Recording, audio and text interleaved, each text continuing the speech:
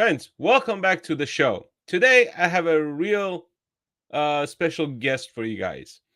Uh, uh, an experienced teacher, uh, a person with genuine good heart, lived in the United States his entire life, worked in the school system, was a school board member, and just overall an amazing guy. He has so much experience, and he's we're going to talk about what's going on with our school system. We're going to talk about how it used to be and how it started to transition, what he used to do as a teacher, what he did with the students.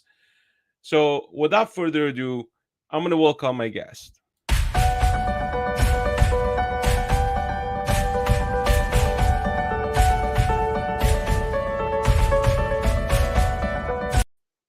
Good evening. Tom, how Yeah, are you, my friend? Thank you for joining in. So some of you don't know this, but Tom is my good friend's father. I've known I've known his son for 13 years now, since 2009. We are very close friends. We lived in the same state for that long. We're just good friends overall. We work together. So and I've met Tom, of course, through his son, and I've got to know Tom, over the years, and overall amazing guy. So Tom, I don't want to butch your story, to be honest, because this is your time. So do me a favor, introduce yourself, tell us a little bit about yourself, what you've done throughout the years, throughout your career, and what are you doing now? yeah, real quick. Um, I'm a child of my grandparents were early 20th century immigrants. So my parents were the parents of the greatest generation, the World War II generation. And then I was a late baby boomer. So I was born in the mid 50s. Saw a lot of change in my time. Now I'm 67 years old. And my family has always relished education. My mother was a high school dropout, but my dad was a high school graduate, but that was it. Times were lean back then, they were poor. My mom had to work in the factory. And as I was growing up, she said, "You're going to college." And so that just lit me up and directed me. And I have a degree in political science and a minor in education, but I'm also a career musician. I play rock and roll, been playing rock and roll since the mid 1970s on the local scene and the regional scene here in the Northeast. And it's been a really good life, a lot of experience, met people from all over the world. And then I settled in as a school teacher when I knew that we were going to have a baby and we needed to settle down a little bit. So I became a school teacher at the high school, BMC Durfee High School in Fall River, Massachusetts. Big inner city school, one of the largest high schools in the state of Massachusetts. Always a high number of students at that school, well over 2,000 students each year, well over 500 graduates every year, which shows you that 2,000 enter. There's 2,000 total students on opening day, and then 500 graduate. So Wow. there's always been a real problem with high school graduation in our city. It's always been subpar. It's a working class city with a lot of mills. Begun in the 19th century, at one time, Fall River was a grand city, and Wow. it exported its textiles and its manufactured goods to New York City on a daily basis. And so we Wow. were a world class city at the turn of the 20th century.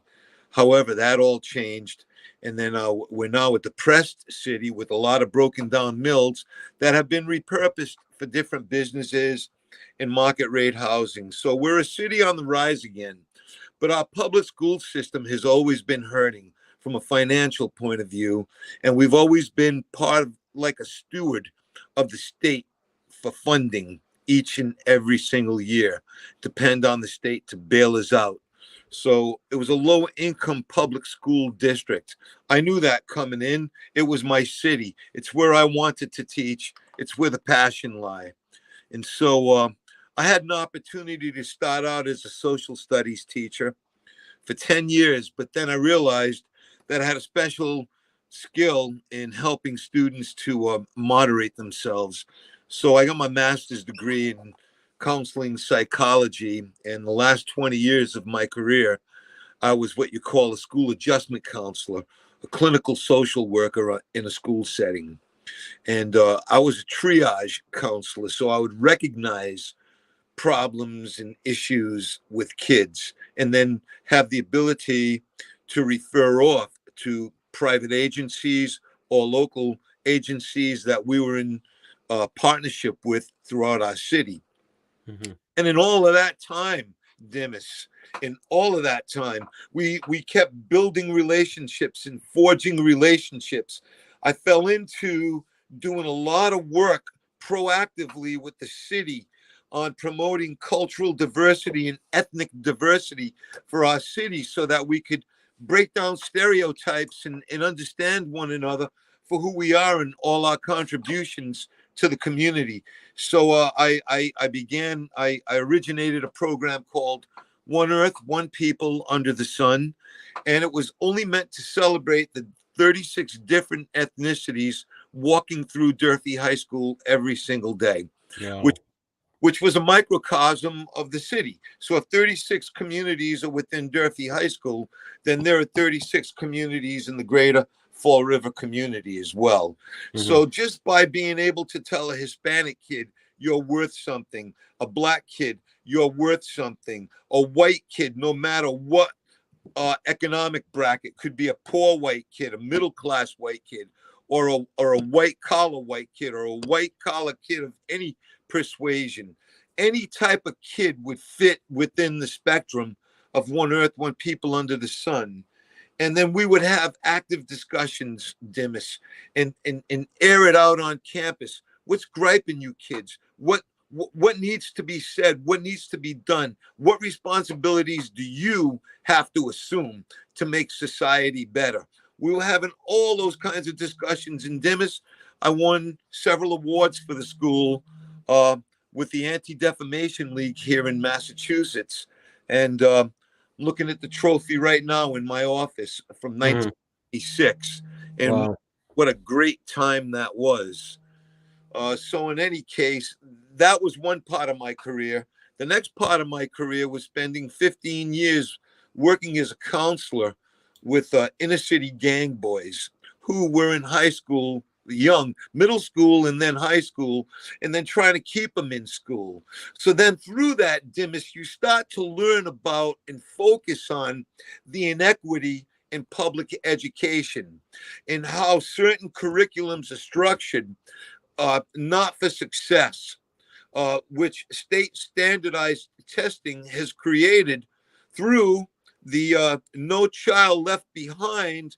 President George Bush and Senator Edward Kennedy in Massachusetts co sponsored that bill in the 1990s. And from it, ed reform happened, and they started stressing intellectual standards for students in school. But in a city like mine, Dimas, okay, we have a high rate of public housing, and there's Hmm. a huge ratio of transient community that moves in and then moves out, moves in and then moves out, moves in and moves out. Is constant movement. So that really makes the kids suffer in a public school setting when Yeah. it comes to standardized testing. Those are the kids that begin to feel left out. And within that left out community, there's a big mental health need as well. And so that's the reality of public education. One more thing I'd like to add to that argument is that I think bureaucracy took over public education and No Child Left Behind. I think the Yeah. intentions were good. I think we need standardized tests, but I think they need to be refashioned in a way that heightens the skills and talents of all of the children and not just some of the children. Thank you. Yeah. Um. Yeah. I mean, that is one amazing career path. That's one amazing experience, and uh, that should be standard all over the country. To be honest with you. Well, I And taught it first and then I stepped back and counseled. So I had yeah. two completely different perspectives.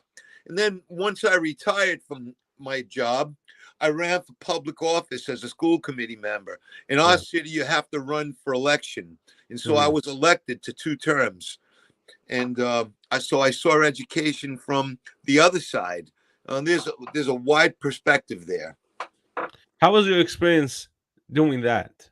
Like, what type of uh bureaucracy or maybe corruption did you see anything in that nature when you were uh on that side of the aisle? Yeah, of course you do. Um, you have to go. The Department of Education is overarching in public education, and in cities like mine, poor cities, unfortunately, we have to be at that mercy. There are people in ivory towers making decisions for kids who live in broken homes. Yeah. And sometimes it's just not connecting. And so our test scores year to year are very low. Our educational attainment rate is always marginal in Fall River. So there's Hmm. a constant struggle, even now, to hold on to teachers who get frustrated with all of the edicts that they're under to raise a child's intellectual quotient, where it's nearly impossible due to the social conditions that persist. So it's an ongoing conflict and struggle.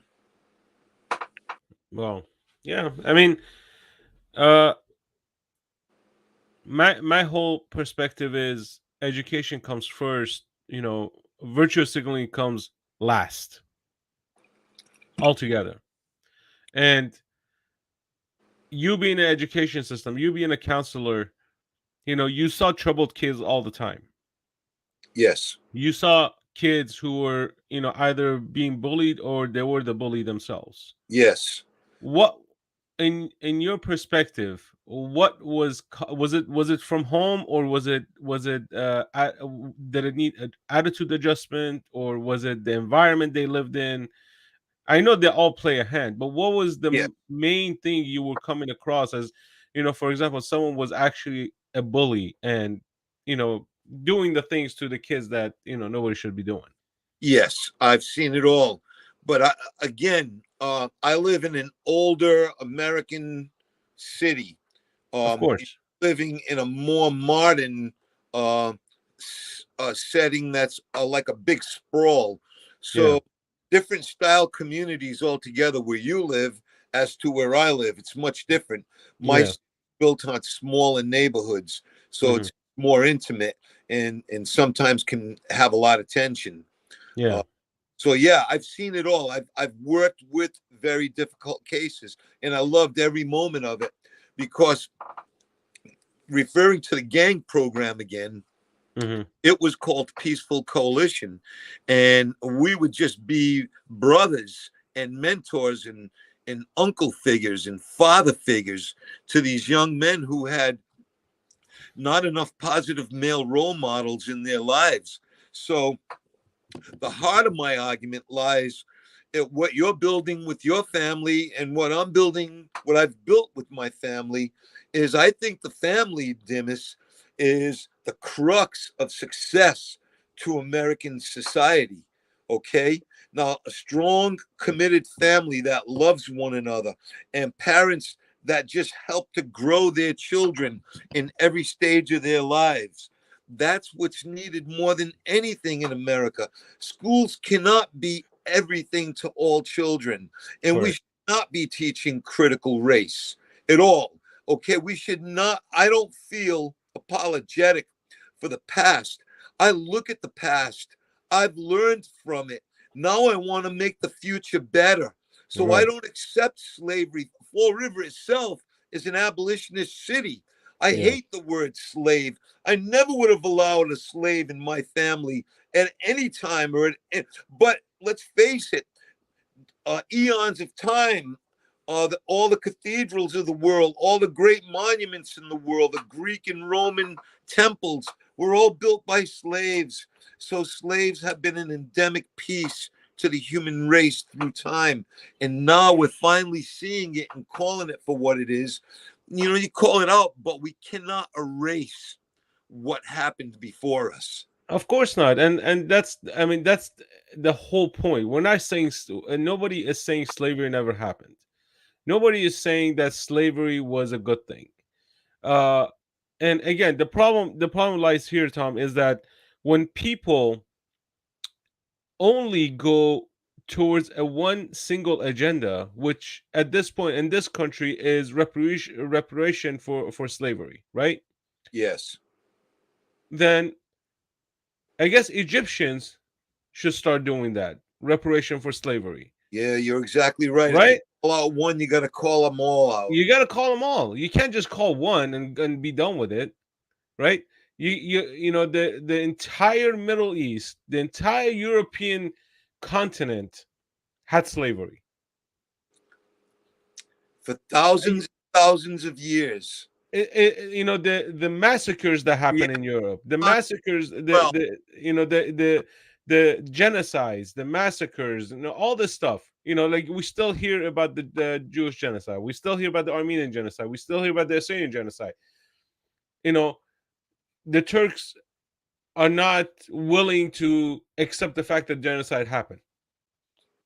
Don't They don't want to call it genocide. They want to call it whatever they want to call it. They want to call it war, they want to call it whatever the hell they want to call it. The fact that people died because of a time in history, that was the thing that was happening. How do you think all these countries were formed? How do you think territories were formed? It's through war, through aggression, through slavery. Because when Genghis Khan came and conquered, the first thing they did was they took majority of people as slaves. They didn't take them as prisoners. When the Mongols came, they did the same thing. They raped the women and they took them in as slaves. right. So slavery has been around for centuries. It's Yes, not a new thing, right? that- that's right. And but what's happening now is, because of the generation changes, because of how these kids have been molded in these school systems, telling them that because of your ancestors being slaves, you are entitled for reparation because of what they went through. Which Yeah, means you don't have to work hard, you don't have to do anything, you don't have to study hard, you don't have to work hard, you don't have to hustle, you don't have to get straight A's to become a successful individual. We're just gonna hand you everything. And when they don't get what they were promised, is when they start acting out, because they were given false promises. well, a couple of things happen. I'm going to refer you back to the No Child Left Behind Ed reform period, when, because American students and those in Massachusetts had such low math scores and poor reading scores in early grades, they in the curriculum they eliminated the importance of social studies, and they increased the importance of math and ELA, Hmm. to the point where you didn't need a social studies um, prerequisite to graduate, but you needed a math, science, and ELA prerequisite to graduate. So for all of those years, students in the public high school didn't take social studies seriously, knew very little bit about the Bill of Rights or the Constitution, and basically learned about pop culture from their devices. Yeah. So it's almost like a period of time where there was such low consciousness toward our American government, our system, and American society. So that caused some type of a tectonic shift. Then, unfortunately, COVID-19 shut down schools for 18 months. And trying to get out of that trench Mm-hmm. has caused some real issues trying to move forward. But Yeah. referring to the point of slavery that you were talking about, the kids don't really have a strong knowledge because history wasn't that important anymore. You got my gist? Yeah, of course. Yeah, so Of now let course. me go back to the eons of time and slaves. So now, yes, we're thinking about evolution and evolutionary change in every century, hopefully learns from the past century and gets better. That's my philosophy in life. I live a very good life as an American citizen. I can't lie. Yeah. I'm retired. I have a decent retirement. So does my wife. We're not rich. We live very moderately, but very well. And so I'm very happy with that. So I have no bones about that. I'm still a career musician, actively working. So I'm still talking to people all the time and seeing what's going down. I did run for office. I may run for office again. Who knows if I get the bite? But COVID-19 really hurt public education. And Yeah. now the Department of Education steps in and gives all of this enablement, Dimas. Mm-hmm. Okay. Oh, we're going to feel sorry we're going to do reparation now. You know what I mean? And these are forced curriculum changes that some school districts cannot even fight off. Yeah. But I think COVID also exposed a lot of this garbage that was being taught to the kids. Yeah, COVID exposed a real lot. A Yes. lot. And I mean a lot. Because it was COVID, it was during COVID when I started to speak out against the stuff that was being taught to my kids and to basically in our school system. Because that's exactly a year after my kids had to go through all that stuff, we realized how bad the school system has gone. But before we get ahead, uh, guys, do me a favor: share, like, subscribe, and put your comments down below. And don't forget to visit the website at www.realimmigrantcorner.com to get your merchandise, or come part of the mailing list so we could send you guys update. But Tom, I want to show you something. Okay, I don't know if you ever seen anything like this, but I want you to tell me what you think about this. Hold on, let me rewind it. I'll give you $1 if you can name any continent. I don't know. If she could name any continent, Yes, No. continent. I don't know what continent. If I did, I would say it. What century are we in? 20? Yes. If you're driving 60 miles an hour and you drive for 1 hour, how far do you end up traveling? I don't know. I'm not good at math. 2 hours? Justin here, and today we're in the beautiful Times Square in New York City doing a collab with Fleckus Talks. We're just going to go around and ask people see if they know anything at all. Can you name the continents? What the? No. It's like, isn't it like Alaska? I got it right. You see Alaska? Bruce, like, New Jersey? Alaska. Ah, you see Alaska? So you got Alaska, New Jersey. Hawaii? Yes. What's Obama's last name? Wait, The president, Obama. What's his last name? Quick. Just say it. I don't. Say it. Say Obama. it. Obama. What is his last name? I'm asking you. Just say it. First thing. His last name? Say it. What his first name? I don't know. What is his last name? What's 6 times 7? 6 times 7? Yeah. 48. What does YES spell? YES? Y-E-S. I don't know. What the what? You say. What does YES spell? West, right? West? 7 times 6? 6 times 7. 48. Charles. Yes. I'll give you $1 if you can name a single continent. Who did we gain our independence from? I don't know. Didn't they go to war? Yeah, who did we fight against? Everybody. I don't even know. Okay, I think that's enough. Yeah, who produced that, Demis? It's a kid on YouTube Is who it? who Is goes around and asks these questions. it's a random sampling, but is it totally honest or is it skewed? Well, it's sampled, but on a large scale. So it's not like everybody didn't know the answer. That's what I'm at. That's what I You know what want. I mean? Like I know that. I know this is edited. This is not 100%. You know the continuous footage. This is edited, but just the fact that this exists is sad because the questions are very simple. The questions are simple. I don't think the questions are hard. I don't think the questions he was asking were hard. Okay, It's does it prove my point that when they cut social studies out as a strong prerequisite for graduation, and then kids stopped taking social studies seriously? Not all kids, of course. You know, there right, was right. that percentage of kids that loved it, like me. Yeah, I loved social studies in school. yeah.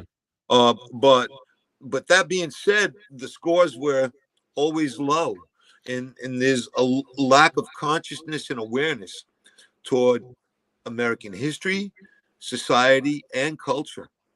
Oh, absolutely, absolutely, Tom. I mean that. Look, I'm an immigrant, and I know all the answers. And I didn't grow up. I came here when I was 13 years old. I knew nothing about the Constitution. I knew nothing about the Bill of Rights. I knew nothing about American history. Uh, but I came here with the fact that I need to learn all of this stuff because this is where I'm going to be living from now on. You know, so when you have kids that don't can't even name a single continent, it's sad. Can I break it down psychologically? Why Sure. you? Yeah. Because when you came here on a mission. You came here as an immigrant on a mission to establish yourself in a new country with a new life, and you were driven, and so therefore you were directed and driven. We I, need I elements back in life again. People need to um feel like they're on a mission. I don't think Tom, I don't think I was driven. I think I was forced. Okay. I was forced. Because my parents brought us here. You know, I didn't come here on my own will. Um and at early times I always told my parents, why did you guys do this? Why did you guys bring us here? Like both my brother and myself. We used to say that, you know, when we were kids, because it got a little hard for us to adjust. You know, cultural difference, you know, cultural shock, you know, environment, not being able to speak English, trying to Kids learn a pick new language. Were you bullied? Yeah, Yeah.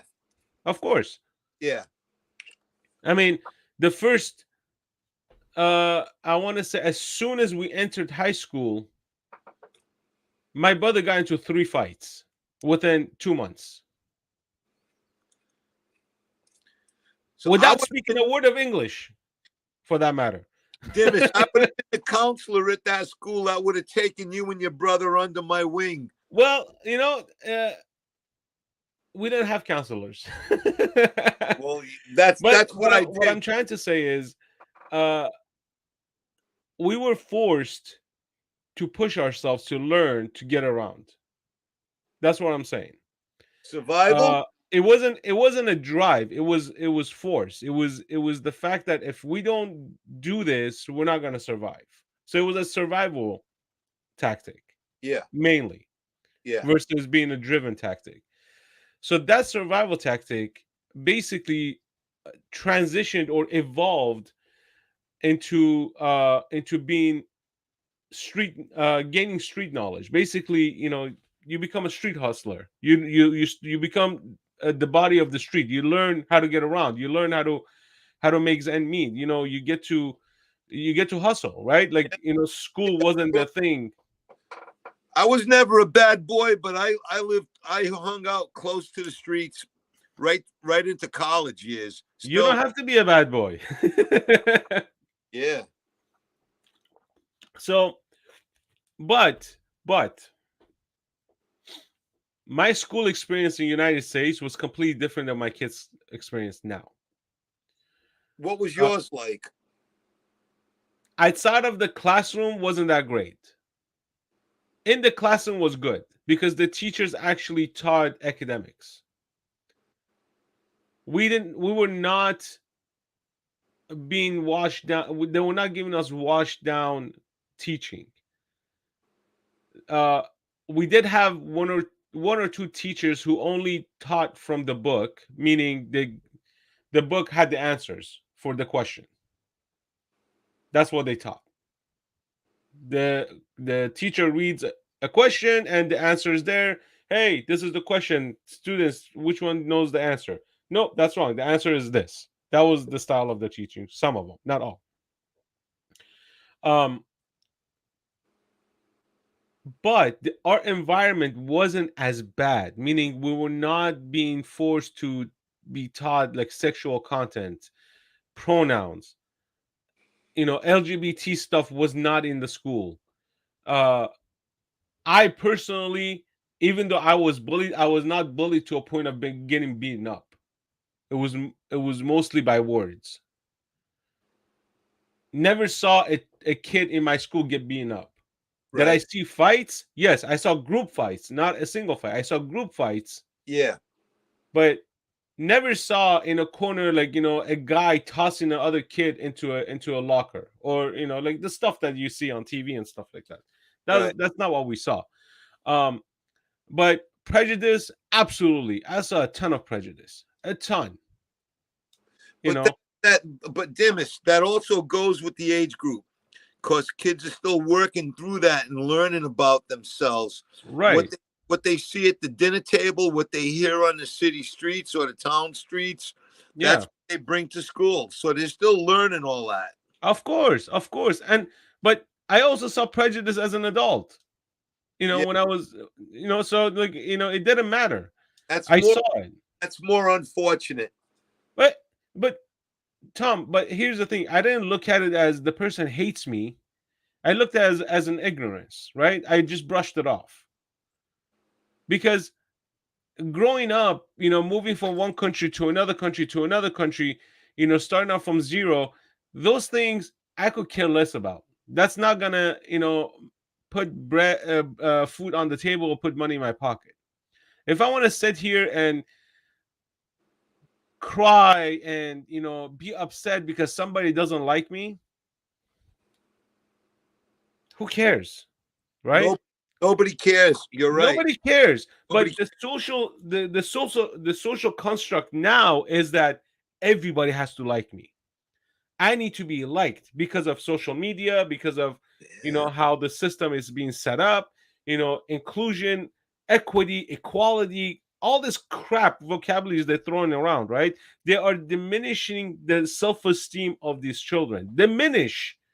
They have self-esteem doesn't come from the fact that somebody has to like you. Self-esteem comes like if when you believe in yourself that you're capable and able to do something, regardless of what anybody says or thinks of you, you're still able to do it, right? yeah, Even if you give the wrong answer, doesn't matter. At least you build up the courage to give an answer, right? So, and I live it now. I live it at this age at the same time. Like, I had people tell me, "Oh, people are laughing at you because of the stuff you say on your channel and stuff like that." But do I care? I don't care. I know, but what it is in life today. First of all, it's a moving target. Yes, social media has forged a tectonic change in social behavior. Absolutely. Yes. And you just defined it pretty well. But we got to be careful when we're talking and using terms like equity. Equity is very important in so many different ways. It's not just important in a gender kind of way, it's important in a learning kind of way, it's important in a professional kind of way, it's important in business, it's important everywhere. One thing that I personally am worried about in not only America, but because I think social media has leveled the playing field globally. There's Mhm. you can have anybody all over the world on your podcast right now. Yeah. That's the trip. Where like when I was growing up, that was unheard of. So two different spheres No, altogether. of course. Look, I'm all for equity Finish and my point. equality. Let me finish my point, man. Okay. I believe in equity in education. That's why I stand up for the poor inner city kids who struggle against the much smarter, the top 10 kids, or Yeah. that the honor society kids in a school, because the lower kids are the ones that are really making public schools work very, very, very hard right now in so many ways. So You brought up a good point. Why is it that the low income families are mostly struggling with the school, like the children? Why? I spelled it out a little bit in my preview statement by saying because of public housing and the nature of public housing, a lot of families become transient. They don't settle into a community for a number of years. They hit the community up, and then they leave the community and go to another one. And there's not a lot of stability in that. There's a lot of kids who get registered mid-year into the schools that come from places outside of the city. So there's a lot of transients going on. So interruption within their studies basically ruins their. It takes away from the consistency, the behavior, the norm, the routine, what human beings are kind of like, what's hardwired into our DNA in order to feel settled and to develop a sense of identity for oneself. When Right. you're in a community for a longer period of time, then the routine is a good thing because you begin to get stronger and develop as a result of that. And this is why military does the same thing. It's a routine. Military has a routine workout. Military has a routine procedure. Everything's routine. Everything's basically they're programming you to be functional in that environment. Yes. So and and that's the thing. Look, I don't have an issue with equity, the word equity or equality, right? I Yeah. think that's very important. Equity and equality is important. What I have an issue with those words now is because they've tied it to racism. Yes. I have a Okay, problem with the way that's the what I have the issue with. Okay, every time I hear the word equity, equality, because of how they are tying it to everything racism, it has diminished its meaning. it I has. don't I like agree that. with you on that point. Those words irritate me, to be honest with you. And when I hear equity and equality, it irritates me because of how they are constructing, how they are portraying these words, because they don't look at it as equity, meaning everybody gets the same level of education, everybody gets the same treatment when it comes down to education, right? Some kids need more attention than others. That's understandable because not every child is born the same. Not every child can think the same. Not every child can process things the same way. Right. So it's a given that one child could and would need more help. But when you come down and you start saying equity, equality, now, and you say, oh, because of race, only blacks are dropping out of high school. Only Hispanics are failing. I don't know, language or algebra. Once you start categorizing it in that level, you are destroying the entire foundation of the school system. And it's Yeah. not coming from the kids; it's Like that coming from where the officials. yeah, might be like that more where you are. Your numbers are so much larger than our numbers. Like our entire Yeah, school system here in our city is 10,000 students and 200 well, let me see, about 1,800 teachers, I think, mhm. 1,000 teachers. I don't know the teacher number exactly. I forgot it, but every year we're right around 10,000, 10,500 students. Yeah. Yeah, like our school budget per year, it's $1 billion here. Billion. Yeah, and ours is 180 million. Yeah, so that shows you the difference in size. But a smaller number, it's more manageable. I When you think get I when think that state by state, there's different state departments of education. It's not a universal Department of Education state by state, right, but it is mandated by the feds. And that federal Department of Education, I think should never have happened. I'm against the bureaucracy of education. It's too local, it's too regional. It should be highlighted more at the local level so that yeah, we better serve our students and not just whitewash all of this enabling tendency on them. Okay? That's the way I see it. But teaching has become more difficult today as a result of bureaucratized state standards. yeah. And I agree with you. Absolutely agree with you. It's sad. It's terrible. Um, and it's hurting the children more than it's hurting anybody else, because what it does is they do this stuff, then us parents have to stand up and start disrupting that process. You know what I mean? So we have to start disrupting, we have to start intervening, we have to say, no, you can't teach that to my kid.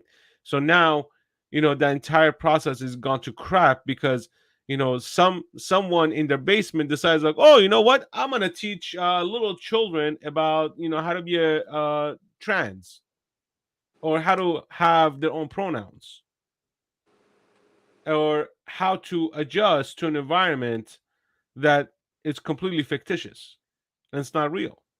Yeah, So that language is above me. I don't connect with it, and I don't understand it.